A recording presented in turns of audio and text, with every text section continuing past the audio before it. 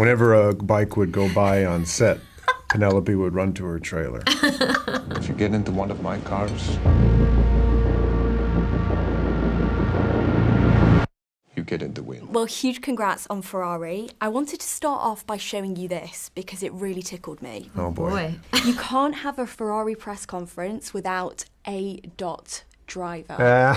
Oh, that's great. Sorry for you guys. Cruise is not bad, actually. No. We've been hearing all this. The cruise Yes, driver, yes. cruise control. Yeah. I have nothing to add. You have nothing to offer. Woodley, that's it. Two objects cannot occupy the same point in space at the same moment in time. But Adam, you didn't actually get to do any driving in this. Was there a particular model that you would have loved to have driven? The Testarossa. I had a model Testarossa when I was a kid that my dad gave me. I would have driven that. That's my favorite Ferrari too. I think they just look so cool. The Testarossa? Yeah. How about for you, Penelope?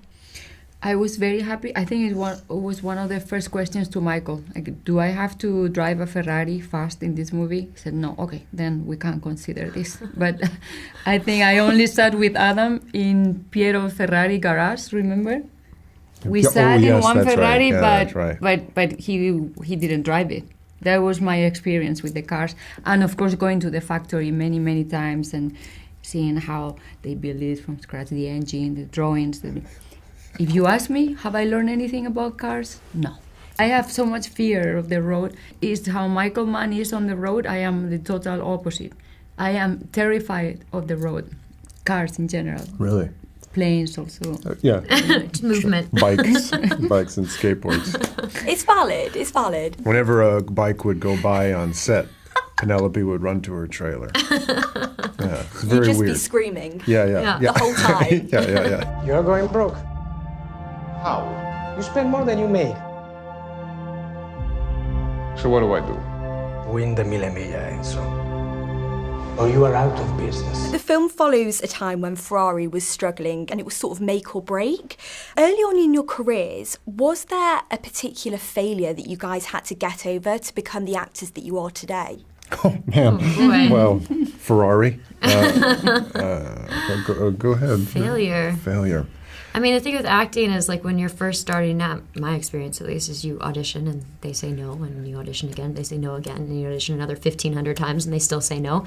And then you get one yes, and you think, oh, I've finally made it in some form, and then you get another 2,000 no's. So it's kind of constant failure, and it still sort of feels that way, which is, I think, a very healthy thing because it keeps you passionate. I think when you're an actor, you know you're going to get a lot of no's. And not only at the beginning, for the rest of your career, even if things are going well, there will be things that you will want and they won't give to you, they will give to somebody else. So I feel it's, like she said, very healthy and keeps you, with this need of wanting to keep learning and growing and knowing that every movie feels really like the first one because you always will have something else to learn, something else to prove. And how about for you, Adam? The same, a perpetual failure. Not even like in a bad sense, in a healthy way. Also, you evolve as a person, so the things that you kind of want from acting, whether if you are lucky enough to feel like you can do it consistently, change. Your biology just naturally changes, so your relationship to acting also changes. So things you might want to do in your 20s, you don't want to do in your 30s, and then. But then you have to try to do those things, Like I would like to work less, in a way, and be more economical on film sets. I know that that's a life goal. There's always a way to be more economical. Similar to this movie, usually it's more effective when it's its most efficient, and when it's its most efficient, it's most beautiful. And I get so.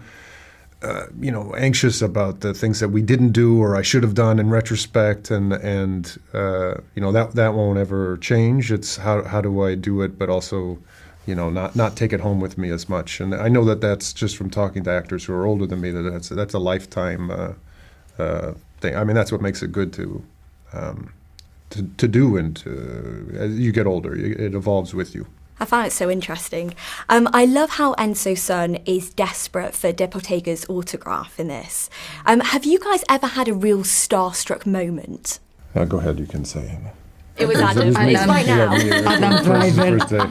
We haven't met before on set. It was only cars and seeing me. green Yeah, No, she but, would run I from mean, set. Don't joke too much. I always wanted to work with you since I saw your work for the first time. And no, so don't On joke. Ferrari? Don't make less of yourself. I'm not. No, I'm not. I meant it as the truth. No, but for me, it's always Meryl Streep. When I see her, I can't control myself. You've worked with her. Yeah, I mean, she's like total goddess. What a talent. What an incredible woman. Yeah. I met Annie Lennox and I just didn't know what to say. I saw her perform. She was doing a rehearsal for something. It was just her and a piano singing on her own. And then we happened to be in a very tight space together, and it was the first time that I was like, oh, I'm starstruck. I don't have words. I can't even say hi. Danny Glover. I saw Danny Glover we did a movie, The Dead Don't Die, this Jim Jarmusch movie, and we were like in the part with all these zombies, and I saw Danny Glover come on set, and I'm like, oh God, I don't know, I won't bother him. And he came over to me and said hi, and I was like, I melted. So Danny Glover was a big one for me. Wow. Well, huge congrats on this film, and thank you so much for talking to me. Thank you. Thank you. Thank you.